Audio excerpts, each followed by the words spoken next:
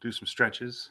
Yes, sir. What is up, IDP Army? It's your man Jordan Reigns at 50 Shades of Drunk on Twitter. I'm joined today by an IDP Army elite, one of the generals, the second in command, the IDP Bomber. Bomber, how you doing today, brother? I'm doing great, man. How you doing? Doing good, doing good. We are going to have an awesome episode today, or show for you guys today, the IDP Army podcast. We're going to be breaking down PFFs. They released their top 600 offensive, defensive Dynasty rankings players. And we're just going to talk about it. We're going to let you all, hear what we think about it. If you happen to have read it, if you haven't, check it out. See if you agree, disagree. It's an interesting piece. So we're going to go ahead and hit this intro and we're going to dive right in.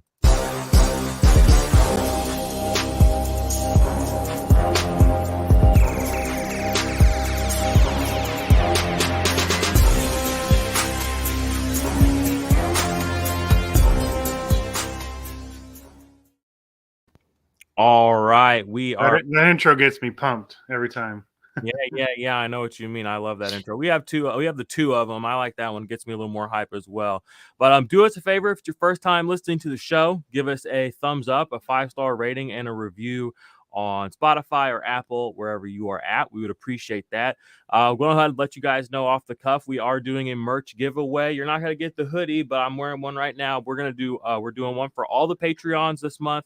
We're going to do a raffle. There's going to be one of the IDP Army t-shirts given away. And then for anyone who does a rating or review, even if it's one from back in the day, we're going to go through the whole list and we're going to do a drawing off of that. And we're going to do that every month going forward. So we're going to start giving y'all some giveaways. So if you want to get some IDP Army merch and support the show, go do that. Like I said, thumbs up us. But we're going to go ahead and start with some news today. First and foremost, Bomber, how have you been, my guy? Been busy, been crazy, but trying to keep up with with everything. Luckily, it's been a little on the slow side as far as player news recently. Yeah, I was going to say, from the football side, this is a nice and a terrible time of year. It's nice because you don't have to necessarily dump content out all the time because, everything kind of slows down. But the opposite of that before the storm. Yeah, the opposite of that, though, is, we love fantasy football. So it's like there's only, like, we need more fantasy football goodness. So go ahead and support the other shows on our podcast feed as well. Dynasty Tailgate, Offensive Points, and Terrestrial Takes. Those guys are doing great stuff as well. Shout out to them. But before we go ahead and jump into the rankings and the conversation we're going to have around that, let's go ahead and talk a little bit of player news. There hasn't been anything really earth-shaking in the last week and a half, but I saw that Jadeveon Clowney is expected to re-sign with the Browns. Any deeper, meaningful thoughts on that? I think he's still kind of a depth piece at that point. Still, they added someone else, didn't they? Pass rusher. Maybe. I think they might have, but I haven't seen it. If it is, it's definitely, you said, it's going to be a third or fourth string guy. But Clowney, he's, like you said, he has games where he pops, but he's not somebody that you're going to be relying on. He's going to be like a 3 or a 4, 0 DL target for sure. Streamer, for sure. But yeah, I think he is what he is in the NFL at this point. They added Chase Winovich. Okay, there you go. Yeah, New England. I knew it was like something relatively noteworthy, but that's just gonna make it a little more crowded there. Yeah. So yeah, I mean, I think Jadeveon Clowney is one of those guys who came in with high expectations and has never really met those. No, exactly. I was gonna say, at this point, he kind of is what he is. Yeah. The Colts signed Stefan Gilmore to a 2-year contract. Not super IDP relevant necessarily, but he is he has had, if you're playing a cornerback league, he is going to get the starting snaps. He is going to guard probably the primary offensive player on the other side. So someone to keep an eye on, but not overly. I think it might let Kenny Moore have some more freedom to move around and make plays on the ball, though, to kind of keep his production where it's been lately. As a cornerback, that might have some IDP significance. Fair. I do Yeah. not disagree. And Kenny Moore, not that he needs more IDP significance, but Right. I mean, he was DB1, but a lot of people get kind of hesitant to keep cornerbacks there because of the lack of consistency. But I think he's shown that he can be consistent. Agreed. Jordan Poyer, I saw this for the Buffalo Yeah. Bills. He hired a new agent, Drew Rosenhaus, looking for a contract extension. He's coming off one of his best careers statistically. He's a dog. He's a hell of a player.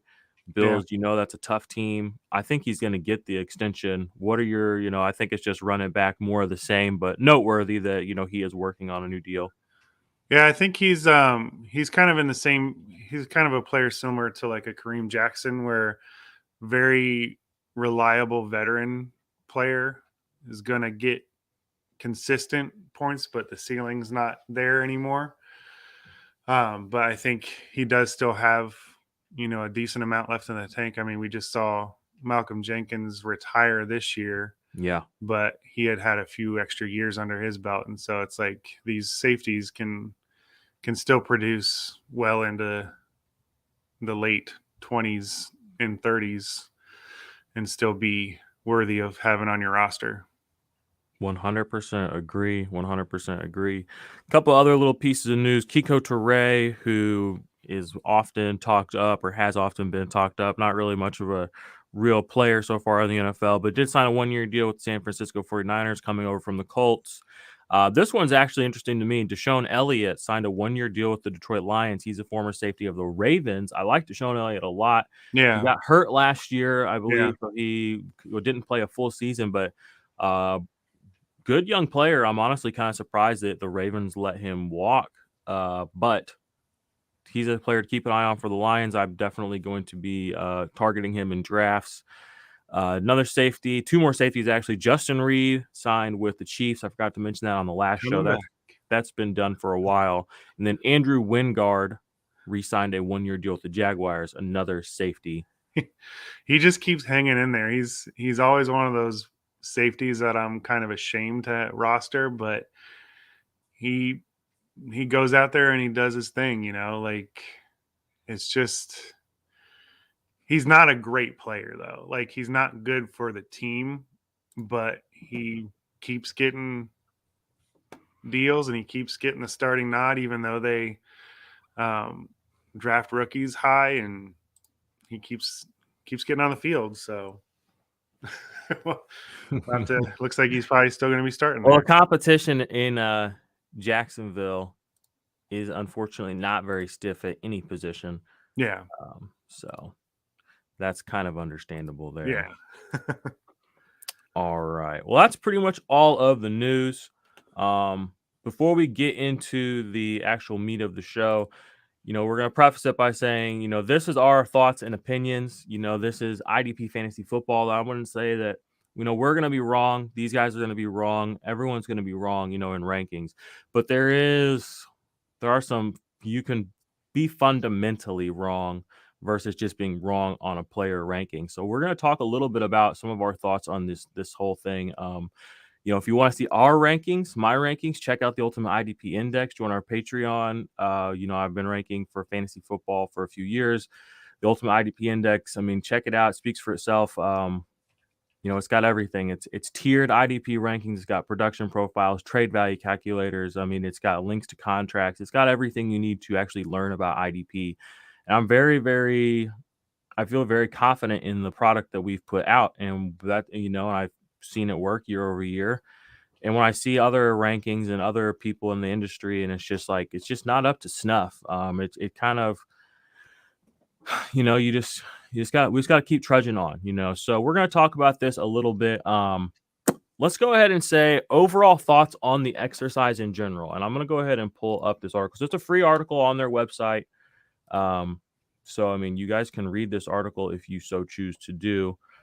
But essentially, the exercise of ranking your offense and defensive players together for Dynasty is something that I've had people ask me about, and I've seen people do. And I'm just going to be honest, I think it's a futile and kind of pointless exercise. And here's why. One, you're asking people to learn, these defensive positions, and you're trying to ask them to mix it in with their offensive players when they don't know anything about them. You're introducing a whole new set of positions as well. It's a whole new set of variables. So to ask them to sort those out in sort of chronological order is a tough order. I think it's more important to look round by round.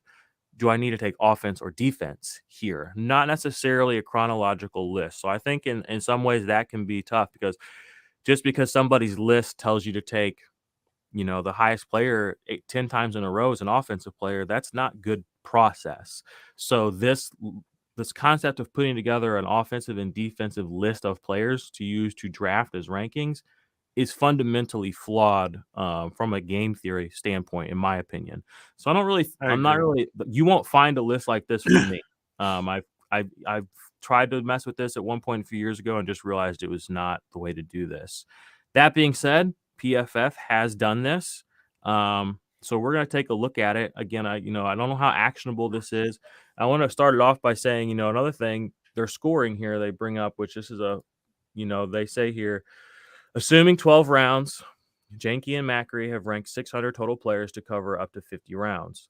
Allowing adjustments for league size of all depths, below are listed are preferred scoring for IDPs. So for this scoring, they offer 3 different scoring rubrics. They offer one for edge, one for linebackers, and one for corners and safeties.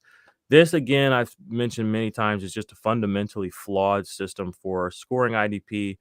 And not only do they just present this to you, there's no reason or rhyme or why this exists. So already this article from the beginning is just very discombobulating, disorienting. It's not really grounded in anything that I think is truly useful. But again, we are going to go through this list of players because this is what the people that are the giants in our industry seem to think matters. Bomber, what are your kind of thoughts before we dive into this, as this is a practice, as a process, and kind of as an outline for what we're about to break down? Yeah, I think it's obviously it's important to try to have some sort of rankings for players in fantasy, because you want to see what people who do this for a living think, But I think, I agree with you in the sense that trying to pool all the players into one excuse me, one list of rankings it does kind of a disservice. A couple of thoughts I had on that was, every draft you're in is a living, breathing thing.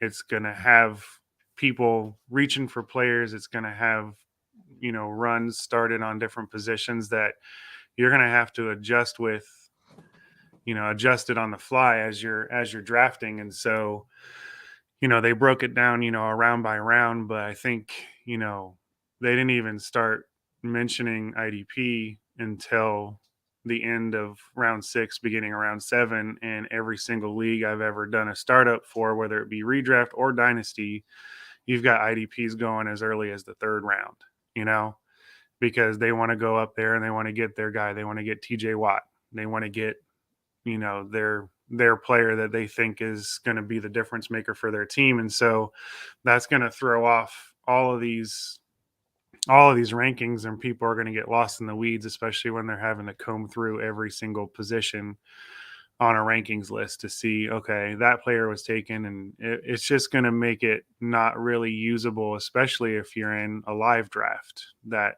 is right there right now and you've got 2 minutes on the clock and you can't comb through a list of every single player. You've got to go after what your team needs, and you have to know what the rankings are kind of ahead of time but have them broken down by position. And so having everything here together as one massive list is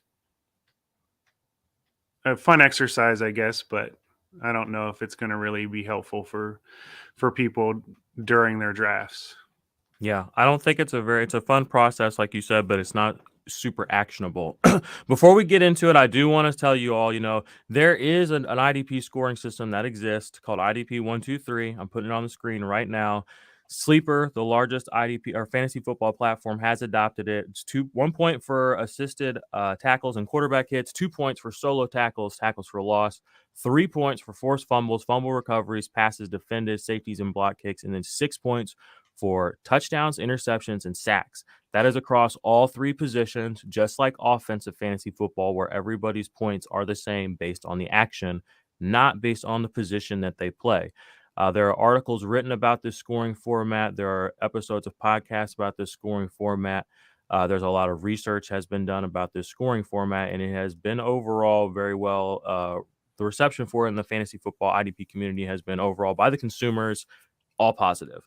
So Yeah. just so you know, there. I don't know why they chose to put a scoring system out that isn't necessarily one that why they would choose to put their rankings out under the lens that they did, but that's what they chose to do, this scoring system that I'm not even going to read to you because you'd get so lost in me trying to tell it to you even right here.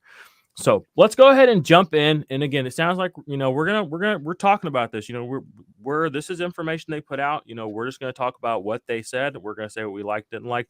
And so far, we've kind of talked about the process itself, the scoring situation. I want to go ahead and let's get into the rankings. And this is the last kind of meta or like macro thing I want to say is kind of feel like fundamentally wrong with this before we just start talking about the players and wondering or saying what we think they got right, what was interesting, because I mean again this is something they put out for us and I do want to talk about it because there is some good information here.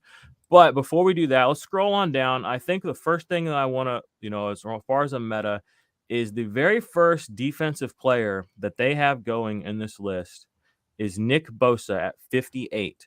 So they have the first defensive player being a defensive line player. I think that not only think, I mean, it is that's bad process. DL players as your top dynasty players is fundamentally flawed process. I'm going to pull up some stuff here.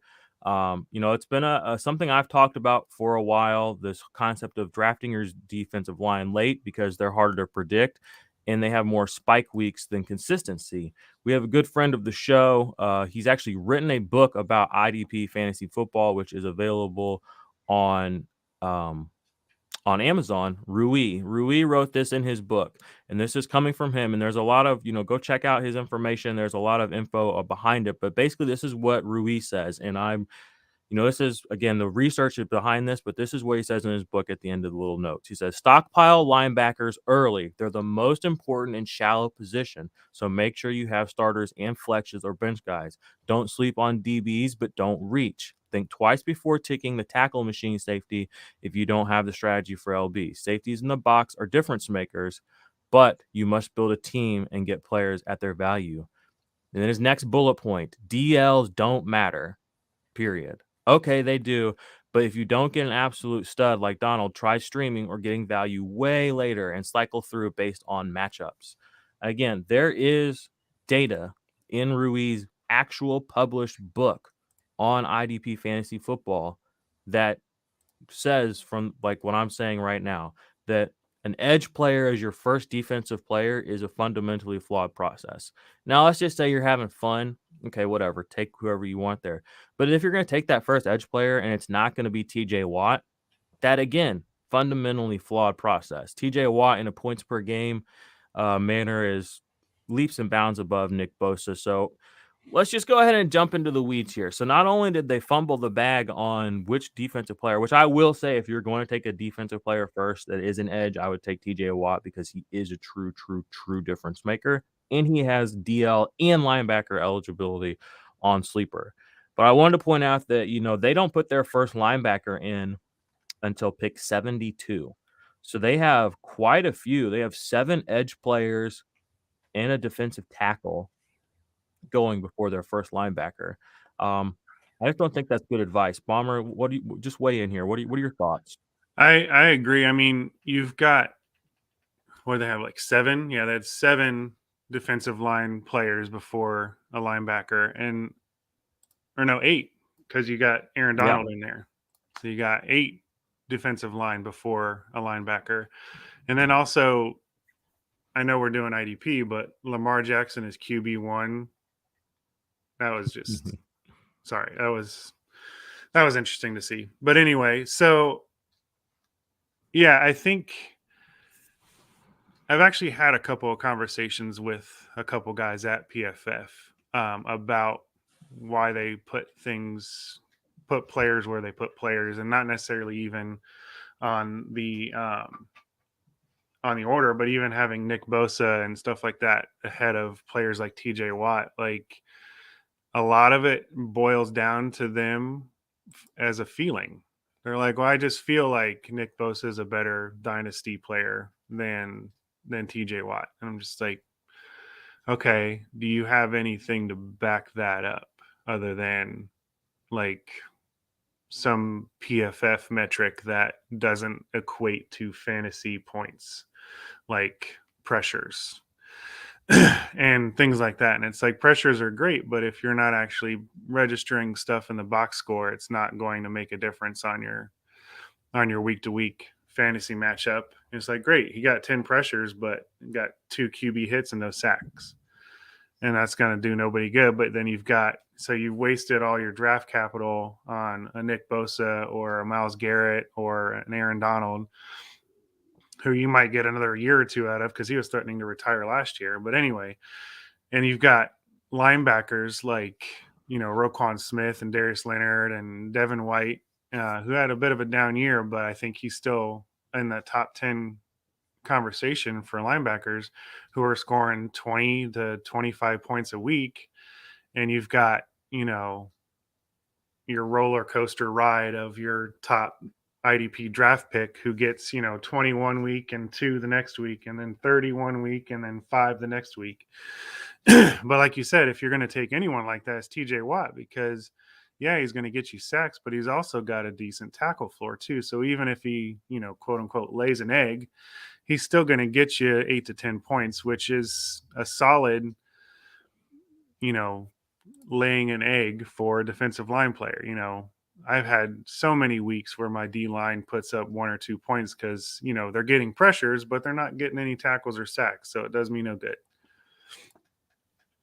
Yep. Yeah. Agreed. And I mean, you just look at the list. That's the first point we want to point out here is they have 8 total edge or defensive line players before they have the number one linebacker coming off the board, which is shocking and just flat out why I said this process is kind of flawed. Like, if you started out your draft and you just shouldn't do this. You should not take. I mean, you can make an argument for TJ Watt. And if you are a fan, and that's what I'm saying. If you're telling me if you're going the fan argument, sure, take Nick Bosa or Myles Garrett. You can't justify taking Max Crosby, Danielle Hunter, Chase Young over Roquan Smith. No, not in a million years. So I wanted to bring that up early and just even say, Joey Bosa, like he's good, but he's not better than the best linebacker. Yeah. So that was, kind of disconcerting, discombobulating. One thing I will say I do agree with, they do have Roquan as their linebacker 1. And I have Roquan as my dynasty linebacker 1 right now in the index. It's nothing against Darius Leonard. I just think they're both kind of getting up to that age point where I'm just going to kind of nod it off towards Roquan because he's a little bit younger. He hasn't had as many injury struggles. Not that Darius Leonard's injury struggles have been a real issue, but the fact of the matter is, either it's really 1A and 1B. I know there was some argument for Devin White last year, but I think Roquan has showed he has the stuff that you want as your linebacker 1. I find it curious, though, because they graded Roquan Smith as such a terrible linebacker that they have him as their number 1 dynasty linebacker. Any thoughts on that? I agree. I think he's shown that he is worthy of that ranking. I think, last year I think there was argument between Darius Leonard and Devin White, and I think Darius Leonard could have been LB1 last year had he played a full season. He was kind of dinged up there a little bit, but he was right there and could have very easily done that. But I think you can't go wrong. I don't think if you're looking at it too from like a team perspective, I don't think the Bears take that much of a step forward in order to have their defense not be on the field as much anymore. I think they do take a little bit of a step forward, but I think he's still going to have plenty of opportunity moving forward because I don't think the Bears have done what they need to do to be a competitive team yet. I mean, they No. might, I agree. They're still building. And I misspoke. I have Darius Leonard right now as my linebacker 1. Roquan is my 2. They have Roquan as their 1, Darius Leonard as their linebacker it's 2. like a 1A, 1B kind of a situation, kind of like last year with Devin White. I think I agree with their top 4 linebackers. I do hesitate to put Micah as high as that. I think he's down just a little bit further into the 5 to 10 range, just because we still don't really know how they're going to use him on a week-to-week basis. So, That's a good point. That's a good point. If he's there and he's playing linebacker, he's an LB1. But if they're getting cute or if they've got injuries to the D line, they have made a couple moves. But I think that it's still Dan Quinn might get cute in a game and put him on the edge, which is great. And he's probably going to get you a sack. And so it's not like he's really going to lay any true eggs, but I hesitate to put him up in that elite category of linebacker because he is used so much as an edge. Now, if he's one of those players though that get so much time on the edge that Sleeper and some of these other platforms decide to give him the dual designation, he's immediately up there with TJ Watt even, just because he's younger. And so, but I don't really see that happening anytime soon. I do think that they still want him to be predominantly a linebacker. I did see that, there were only, I think, 3 or 4 games where he spent most of the time. Here, I got it on the screen right here. Yeah. He spent weeks 2, 3, 11, and 12 primarily at the defensive line position. There you go. And then he spent weeks 1, 4, 5, 6, 8, 9, 10, 13, 14, 15, 16, 17 primarily at the off-ball linebacker position.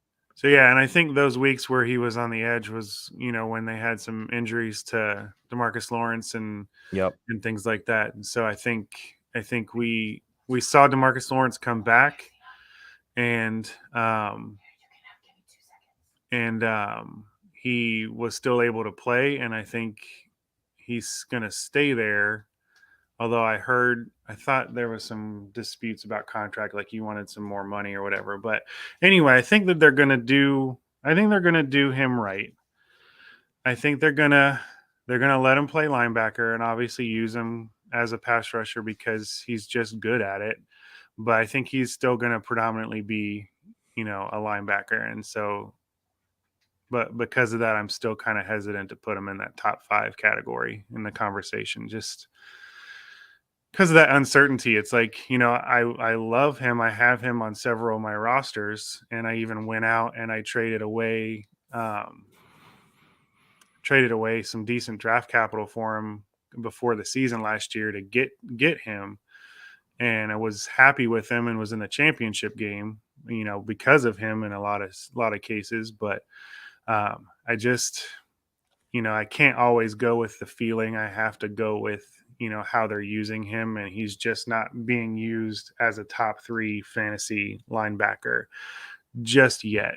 I think he finished like 5th overall IDP in IDP 1, 2, 3 scoring. And so he's right up there, but I just can't crack him into that top 3 yet. I know it's splitting hairs, but like, I just don't want to. You don't want to give him the crown too early. I'm gonna disagree with you just a little, because I think he did enough on both. With both the roles he was given, he did prove himself worthy. Yeah, he does. he wears the star, and he commands the field at a young age. So he's got Yeah, all the things you like on and off the field. Top that's true. 3, it does feel bullish. You're right, but I'm still I think top 5 is where he belongs. I think Yeah, I've got him in my top 5 right now in the index. yeah, I have him as my linebacker 3 as well. So I'm basically, yeah.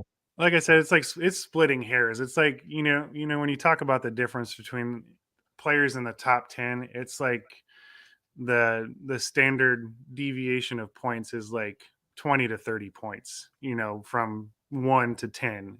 And so it's like at that point it's just like who would you rather have at that point when you get to that point in your draft? It's like would you rather have a Micah Parsons as the new shiny toy or someone who's a little more, reliable and consistent like, a Darius Leonard or a Roquan Smith. And so I think there's obviously going to just be people who go with the player they want to get, and I think they're going to be happy regardless. It's not going to be a situation where you're drafting like a Zach Cunningham or a Jalen Smith as a top 10 linebacker and then have them just rocket into nothingness, into the void, and be completely worthless on your roster for an entire year. So fair.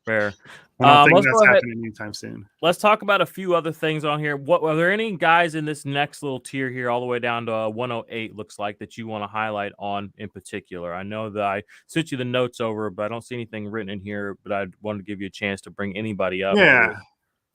So I think one of the other things. So they have Brian Burns here at edge 9 at 89. Yeah. And then I have to find him because I think he's pretty low. Who are you looking for? Hassan Reddick. Yeah, he is. They probably have him buried. He now plays for the Eagles, which I don't love necessarily, but I think I had a conversation about those two players before he was traded to the Eagles or signed with the Eagles. You have two pretty darn good pass rushers on the same team, and Brian Burns is great, and I think he's worth being an edge 9 in the top 10.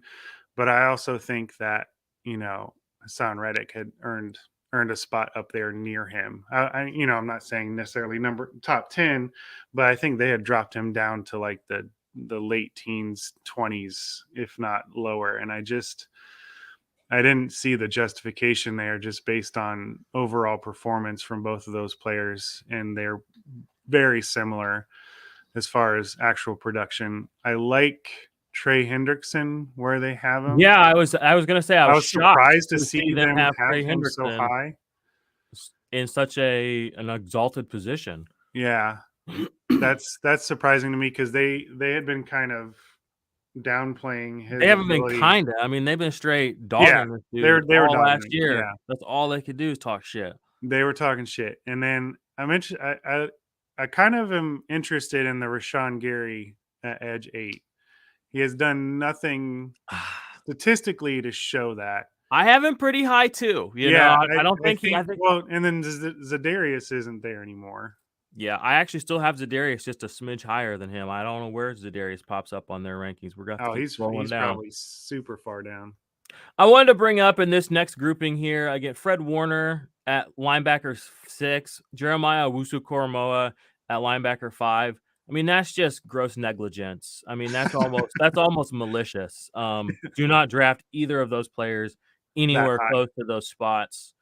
I don't. You mean I'm taking Jordan Brooks over those? Yeah, you have Jordan Brooks and Logan Wilson right behind them, making it even more profoundly ignorant. I'm sorry, I'm not even going to mince words on that one, fellas. If you ever hear this, I mean, shame on you. You know better. Okay, let's go ahead and did you have any players that you wanted to say that you like? Like we talked about Trey Hendrickson, I feel like they did him right. Yeah. I like that they have Logan Wilson as high as they do, but still some of those guys ahead of him are still laughable. I wanted to. Is there any other players this next group here? I think Harold Landry at edge 18 is not a good look. He's been a top edge player the last I mean, every year basically since he's been in the league, 2018, I believe. I don't understand why he's a low end DL2. He plays a fuck ton of snaps, and I'm using that word with emphasis because it's true. He plays like almost 1,000 snaps every year as an edge. You don't get that out of many players. No. The player they have right behind him, Gregory Rousseau, edge 19, he played 500 snaps last year. Right. So they have a player who's literally playing double the snaps one place off from him. It's just a little curious. Again, if we're talking purely Quiddy Pay up there, like 10 places above him. So there are some questionable things here. But just overall, because they're young doesn't mean that they're good. Deserving. You know what I mean? Like, I think Pay had 1.5 sacks last year as like a first round rookie. I don't see it. And then they have Montez Sweat down at 14, and Chase Young I think was 4. Yeah, edge 4. Yeah, man, this is actually all right. I was gonna say, let's talk about some things we love. I'm looking here. They have Dak Prescott one spot away from Kenny Galladay and 2 spots from Marvin Jones, and I'm just losing all faith in humanity. I tried to ignore the offensive rankings because, like, are they doing like 2-point QB touchdowns or something? Like, I have no idea. All right, I wanted to highlight a couple of players on here that I just think are just profoundly messed up. So one is their edge 55. So edge 55. I gotta scroll for that one. You're making me scroll. Oh, he's way down here. They have him ranked at player like almost 300 plus. Where's he at? About 455. Robert Quinn? Yes. Robert Quinn was a top 6 defensive line player last year. Yeah. Even as a linebacker, he finished as like a top 15 linebacker in IDP 1, 2, 3 scoring, which is not necessarily overly kind to the position. You have to do a lot to earn that in IDP 1, 2, 3. Yeah. So for Robert Quinn to come in 40, 50 spots after Jadeveon Clowney, a guy who can't even get double-digit sacks, I just have to come in here and just say again, like, this is not okay. I I got to imagine it's just like ageism at that point. Like, no, he's old and can't be good. No. It's no. They don't get the benefit of the doubt. Yeah, I'm just trying to understand. I'm not trying to give him a benefit of the doubt. I'm just trying to understand what the justification there. I'm actually disgusted the more I look at this. So I actually had a guy message me last night who was asking me if he should draft Rashawn Gary or Robert Quinn. Even he was smart enough to see that Robert Quinn in Dynasty was on, like, that was who he was deciding between. And they have these guys like 300 spots apart in a draft. Yeah. So that's crazy. Another one, they have Jabril Peppers at safety 48. I know he signed with the Patriots guys, but he's 25 years old. Okay. He's one of the most dynamic physical specimens in the whole NFL. It's a 1-year deal with the Patriots. Like, he's ranked one place above Talanoa Hufanga, who played a couple of games last year for the Niners to like make up for an injured player. Like, he's not their starting safety. It doesn't make any sense. And I get, so like, he's on the Patriots now, but the Patriots have been able to produce solid safeties, and especially the type of player that Jabril Peppers is, he's going to get used quite a bit in Belichick's schemes. Yep. And he'll get all of his stuff. He's not going to. He's going to, if you're drafting based off this list and you get Jabril Peppers as the safety 48, you're going to get the steal of the draft. Like, I think that's not going to happen. Nobody's going to do that. I'm just saying, in this fantasy world, this fantasy of a fantasy world that they've created, like, Andre Cisco, I just have to bring that up.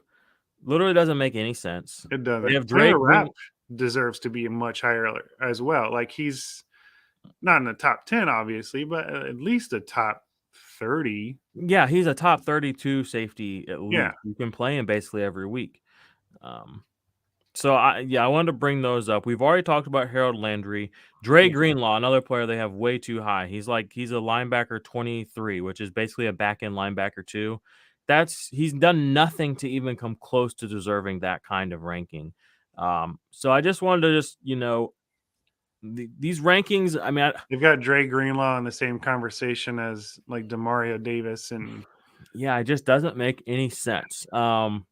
So this is a good segue to say, if you guys want to look, I mean, I'll pull up the ultimate IDP index real quick so you can kind of look at yeah, let's what do our that. I need some eye bleach.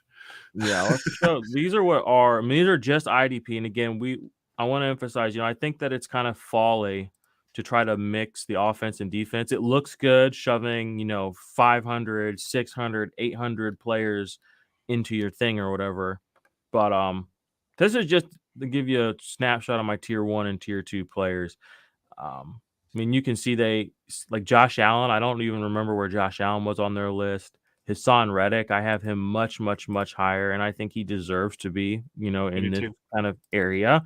He's proven it year over year now. Let's take a look at his production profile. Give me 1 second. Got a lot of tabs open. Come on, baby. There we go. All right, so Hassan Reddick, production profile. This last year, 0.25 points per game. The year before, 0.29. The year before, 0.24, 0.23. I mean, that's rock solid production, and that's year over year over year. That's a 4-year sample size. You know what I Yeah, mean? the points, and I think that's what I think people overlook is these statistics that actually do show the value, like the points per snap. Like, are they getting on the scoreboard in a consistent way? And I think when you see a year after year them hovering around the same amount, and it's a high amount, then you're gonna want to have them much higher than edge 29 or whatever. Yeah. I think I Yeah. did find him. He's edge 29. I mean, Hassan Reddick finished as a top 12 defensive line player this year and Yeah, last year. yeah, You know what I mean? And they can't even squeeze him up, and it's not like he's getting slower. He's getting hotter as his career is going on. yeah. I just Tackle can't. floor intact. And I try to engage with these guys like Macri and these guys and talk to them and understand, because I want to understand, like, because some of these just seem so out of left field that I I'm just so curious about their rationale behind it. And a lot of times they'll bring up the pass rush efficiency grades or like the pressures and things like that. And I'm just like that's great for their team to like get pressure on a quarterback and affect the game on the field. But you are putting out fantasy rankings for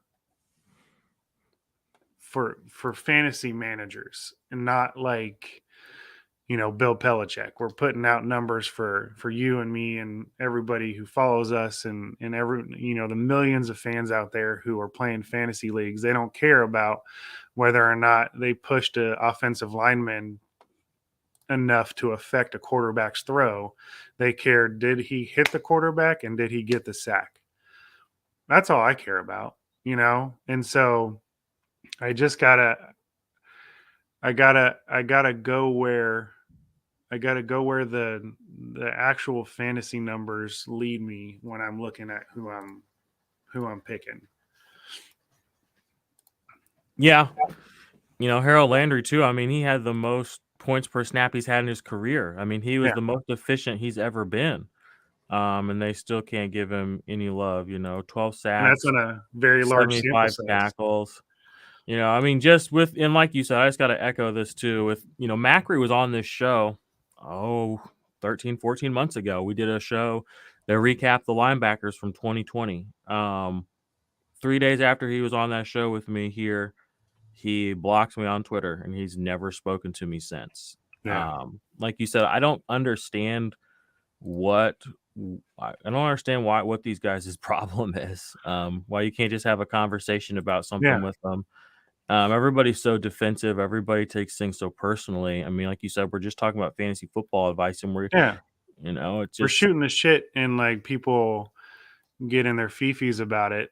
And it's like, I just want to understand why you're like, oh, this player is going to be a top 10 player. Like, why? well, the thing is, yeah, and the But reality they is don't have a why. And so they they get don't have a why. angry. They're not. Yeah. They don't walk in rooms where they're challenged. They walk in. They don't ask each other these questions. They just tell each other, "I agree," and Yeah. it's much more plus EV to be agreeable. But I mean, that's EV. Front facing shit. Right. Behind closed doors and whatnot. I mean, again, like if you're putting out content like this list that we're showing and you're putting your name on it, I mean, you need somebody to come pull you aside and say, "Hey, you want to run this by some other people, maybe Right. see what's up here."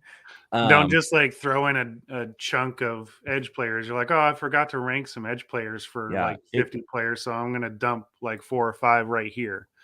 And I think that's another reason why a list like this is just not going to do you any good, because it does look like they're going through the offensive players and they're like, oh yeah, these, receiver, running back, tight end, quarterback, they're bouncing back and forth.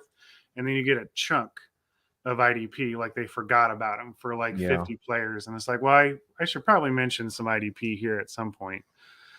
But yeah, they just kind of chunk and chunk and chunk. And it's like, this is not how anything would look in any sort of actual draft or even a mock draft. yeah. It's interesting. Yeah. So the moral of the story is, y'all, you need to hop on to the Ultimate IDP Index. Here's our rankings right now. I mean, they're tiered. Number one, you love to see that. Shows you an idea of what players, even across positions, we like. The production profiles, you can click into every player's production profile, which if you've been watching on the screen, we've been showing a couple of those off. And these change, I mean, and to give those guys some credit, maybe their rankings are different now than they were when they put these out.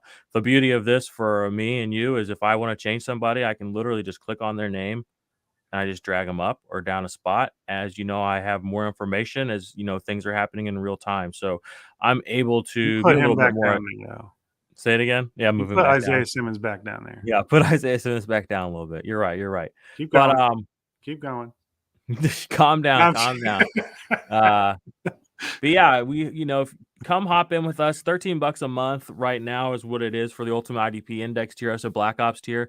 But I mean, you're supporting the channel. You're getting so much good information. You get to talk with us on Discord, talk with us on Twitter. Even if you just have questions about it, we do these live streams. If anybody's out there watching right now, even if you want to look at something, please, we want to help you guys win. We want you to understand why we see things the way we see them. We don't just want to put out content and say this is good content or this is right content. We want to put out content and say this is what we believe, comma, and here is why. Yeah. You know what I mean? So that and if you have questions, ask us and we will talk to you about it. And we're not just gonna. And if your opinion's different than ours, we're not going to view you differently or, or like be, take it personally. I don't know. I guess I don't take things very personally. I've got thick skin. I grew up with 4 brothers and sisters. It takes a lot to really, really kind of get under my skin. I'm realizing not everybody's like that, unfortunately. But in a competitive environment like fantasy football, like content creation, one, we can do more together than apart from each other. And two, you have to have thick skin. You have to just be able to go back and forth with somebody and know that it's not personal and that they're not attacking you. They're just trying to understand, like you said, more of like, how did you get here? And are you really sure that that's what you believe? I mean, there's nothing wrong with being questioned. And if when you're put in those situations, all you want to do is run and hide, that tells a lot about your conviction level and your thought process behind it too sometimes. So for better or for worse, IDP fantasy football is still moving forward a little more slowly than we want, but we're doing our part, we think, to help that. Like I said, this process they put out on PFF, check it out. It's better than nothing. I will say that. And if you have questions about it directly, if you want us to talk about it again directly, we can. But just kind of as a TLDR, I think the process of putting offensive and defensive rankings together is kind of folly. because when you're in a draft, you're looking more at roster construction than player value. And when you're adding in 3 or 4 more positions, you're even more looking at the overall thesis and the game theory behind building your team, not just getting value. Because even if you get good players, quote unquote, if you have a poorly managed team, you can't get the most out of that team. So I think it's best to look at your offensive, defensive ranking separately, kind of know what you want to attack, and just study up on your defensive players. Don't necessarily try and make them offense, defense back and forth. I mean, if you know your team, you should know what's valuable to your team offensively or defensively. Yeah, I think I agree with that 100%. I think too, just to kind of let you, because I have people asking me all the time, like, where do I pick IDP? Where do I do this? Where do I do that? My general strategy in any draft is to, you know, you're going to go in there and you're going to get, a few offensive players in the first few rounds, if you know what you're doing.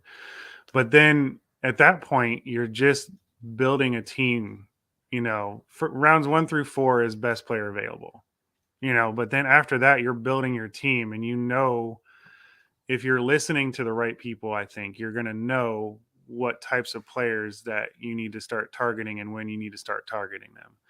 I think, especially if you're on a sleeper or anything that gives you the ADP right there, I would say 60 to 70% of the people you're in leagues with are going to kind of go through the ADP that's there, because they're not going to be the people who are doing tons of research. They're just going to kind of look, and they're going to base it on the ADP, and they're going to pick people who are kind of right in that window of the first, 10 or 12 players in that ADP. But you have to know, ADP is not going to necessarily be 100% accurate, especially with IDP. And you just got to build your team and know what positions are going to have the most value and the most consistent value for your team, and just go from there. And I'll look at the ADP list every now and then just to kind of see where we are with the players, but 9 times out of 10, I'm looking at individual positions when I'm drafting and seeing where those players are, and seeing, okay, I've got 4 or 5 players in this position group that I kind of want to target. And if I start seeing a couple of them go, I'm going to make a move for one of my guys, just because I want to make a move for one of my guys. And like I said, it's a living, breathing thing. A draft isn't like going to go down a list. It's going to be, chaos. And to have this huge list of players is not going to help you in a live draft. It's just not. All right, well, this has been I'm sure we'll get a lot of hate for this, but we're just, But talk to us. These are our thoughts, And this is just the truth. I mean, literally, like, I feel like we've articulated there are some fundamental flaws with this, including the practice itself. Using it for a draft is not very actionable. And 2, just the way that they front loaded it with defensive line players when that is kind of statistically proven to not be the way to go. And then 3, the way they provide no context for the scoring that they chose to provide. And they chose to provide rankings in a scoring system that is not promoted or default or standard on any platform whatsoever. No. So they just don't even really exist. So they're just, I don't understand. So, help us understand. Again, the more important thing, again, just you have to join the IDP Army. All right. This is our big sales pitch. Like, that we take this shit seriously. Me and Bomber are in this shit all the time. Bomber is one of the smartest guys in the fantasy IDP community. He's so underfollowed. Make sure you are following him. He's the one I always bounce my ideas off of. We go through and look at things together. He's got all kinds of cool shit helping with the index. The index is such a valuable resource. It's literally everything you need to learn about defense and then form your own opinions about these players. The rankings are tiered out. You can pick who you want. We don't apply too much ageism. You know what I mean? Obviously, I'm not putting a 33-year-old in tier 1, but they can be up pretty high because, defenders play more instinctively. So we're thoughtful about this. We're articulate with what we offer, and we're available to you guys with, we would love to answer any questions you have. And again, just go check out these rankings. If you have the index and you see things different, we want to engage. So PFF, good luck with all of your endeavors. I know you all got a lot of money and a lot of clout and everything else like that, but these rankings, man, I mean, it's indicative of kind of some of the stuff they put on their socials. But, in IDP, it's dangerous because there's not enough people out there that are going to, combat this poor information that is going to be taken as law and as religion. So, all right, couple of shout outs before we leave. One, I got to shout out my NFT people, the Quirkies. If y'all follow me on Twitter, I'm fucking heavy in the Quirky streets. Shout out to Cameron Jordan, okay? Cameron Jordan is a defensive line player for the New Orleans Saints. He's one of my Quirky brothers now. Nice. Y'all know he hit me up in the DMs a couple of years ago because I tweeted something about him that was wrong. I know he's in the Bored Ape Yacht Club and all that. And so I threw him some info about Quirkies. Demario Davis bought in, another Saints player. And then Cameron Jordan DM'd me after all these years and was like, yo, he's like, what's up with these Quirkies? So he started following me. I got him to buy a Quirky. Y'all should buy a Quirky if you can afford one because we taking over the metaverse. But I wanted to give a little shout out. You all know I'm not a big New Orleans Saints fan. But again, that's the beauty and glory of two things, Web3 and fantasy football. Fantasy football made me a fan of a player, Cameron Jordan, on a team I don't necessarily like. So the future is more relational. It's man to man. It's woman to woman. It's person to person, So you can support me. You can support Bomber. I can support Cam Jordan without supporting the Saints. And, the world's changing and evolving, and we're happy to be here. We are thankful for everyone, Web3 or just fantasy football related that is watching this channel. We love, we got the draft coming up too. So we have giveaways coming up. Be on for the live stream with the draft. We got the t-shirt giveaways. We got I know we have at least one jersey giveaway coming. And then the content, as soon as the draft goes, content's just taking off. We're going to be doing team breakdowns, player breakdowns, values, live drafts. Hold on to your butts. Hold on to your mofo butts, okay? Because we're going to go win some money this season. We're going to go have some fun. People in our leagues are going to know who we are, all right? And, yeah, thank you for being on this journey. People in our leagues are going to not want to trade with us. Yeah, well, they won't. We won't have to trade with them because our teams are so stacked. Well, right? True. Yeah. So, all right. Any final words, Bomber? No, just thanks for having me on here again. And got 2 weeks under 2 weeks now until the draft. Yep, something like that. Gotta get ready. Get our game faces on. Yes, sir. That's what I love about Dynasty fantasy. We don't have to wait until August to. Oh, hell no! And best ball. Speaking of which, if you're still sticking around this late in the show, go up to the Underdog link. Draft with us Underdog. I did an Underdog draft last night. There's so many good values this point in the year because people are just letting names fall through the cracks. So get in there, win you some money, support the channel, hit the links. You know what to do. We love you, IDP Army. We appreciate you. Be back next week. And that's it. We out.